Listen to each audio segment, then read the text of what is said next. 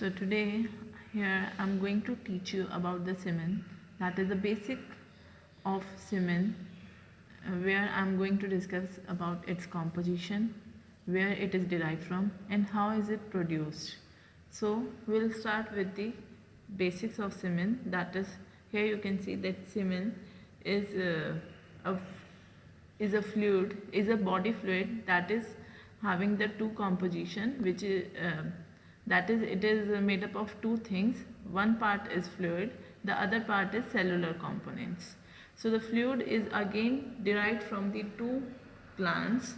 So the two glands which are present that helps in the production of the fluid portion of the semen are the seminal vesicles, and the other gland is the prostate gland. So here you can see that seminal vesicles used to produce three components of the semen, that is colon, flavin and lecithin. You can just memorize this as CFL, that is seminal vesicle gland is going to produce CFL, colon, flavin and lecithin.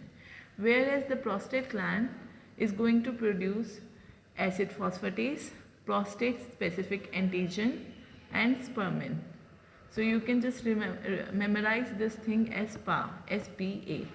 Spermin, prostate specific antigen and acid phosphatase is produced by the prostate gland. These all things are going to combine to form as a fluid portion of the semen. Okay, so the seminal vesicles are going to produce a yellowish viscous fluid, and it constitutes around 60% volume of the semen. Now the next fluid that I told you that come from the prostate gland, it constitutes around 30% and it is generally whitish in color. So the next part is the cellular part.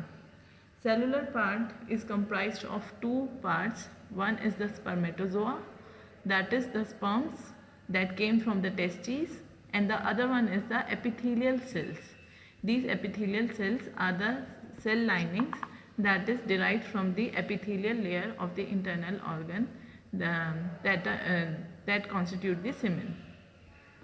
So here you can see the male reproductive system and the part in which these things are going to produce. So as I already told you that there are the main three things that are going to constitute semen.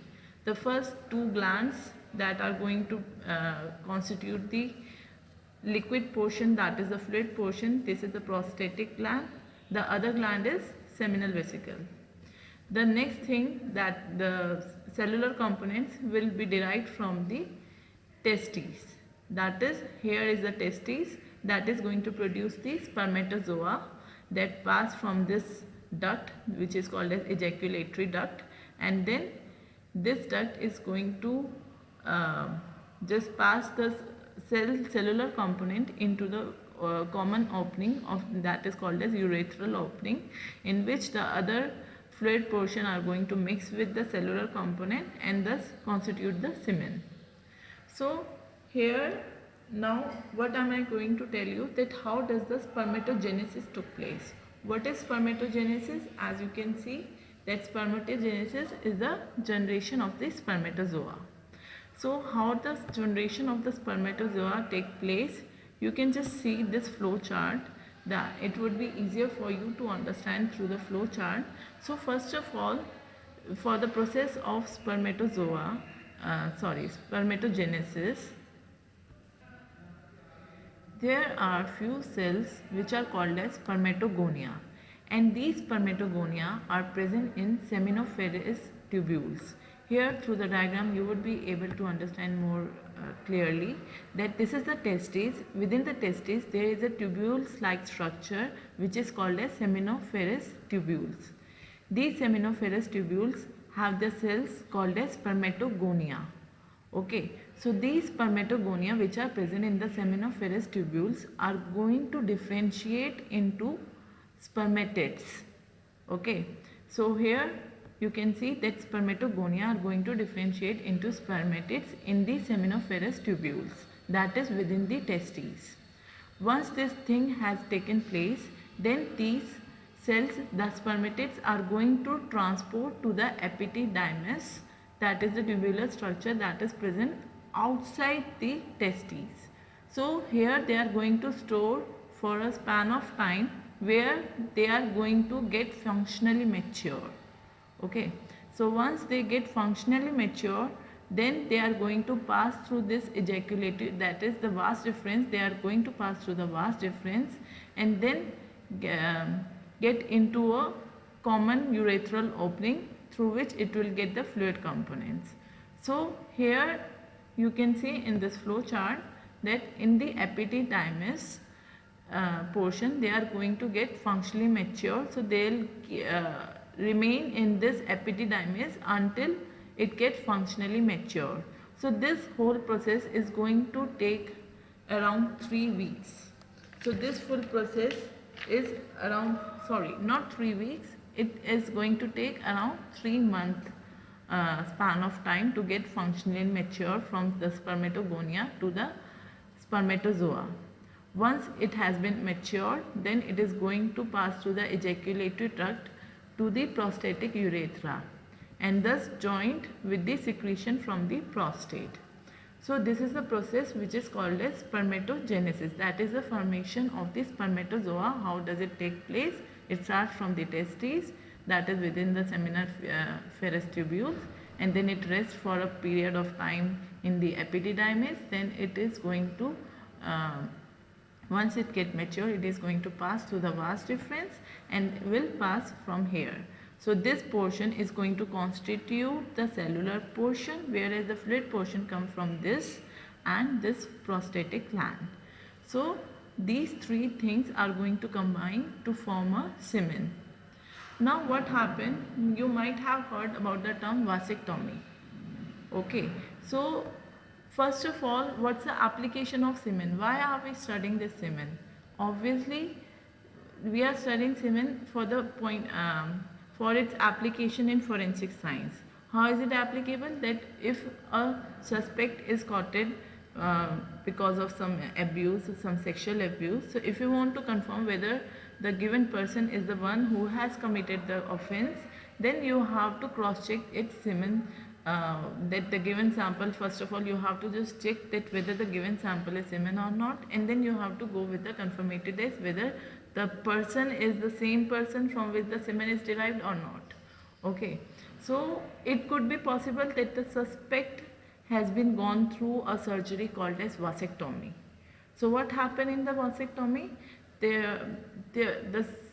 These cellular components is not present in the semen. But the one thing you should be acknowledged with, that the ejaculation would be there. He would be able to ejaculate the semen. It is nothing like that he would not be able to ejaculate once he has gone through the surgery. So what is done in this surgery is that a small portion of the vas deferens has been tied up or it has been removed.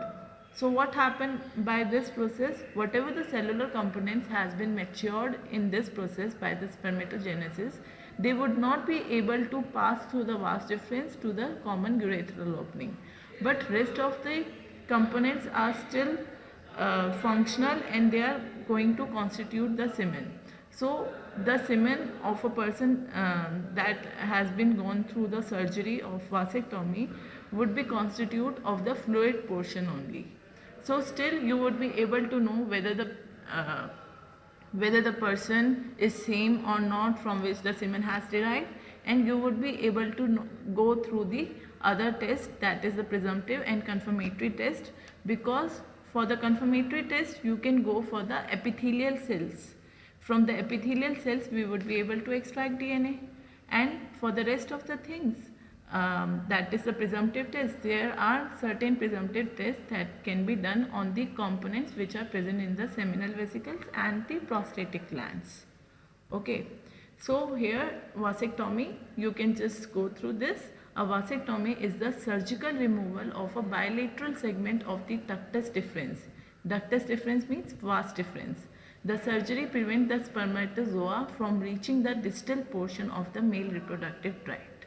However, a vasectomized male can still produce ejaculate that contains only seminal vesicle, prostatic fluid and bulbourethral fluids. Okay, So next thing is, what else?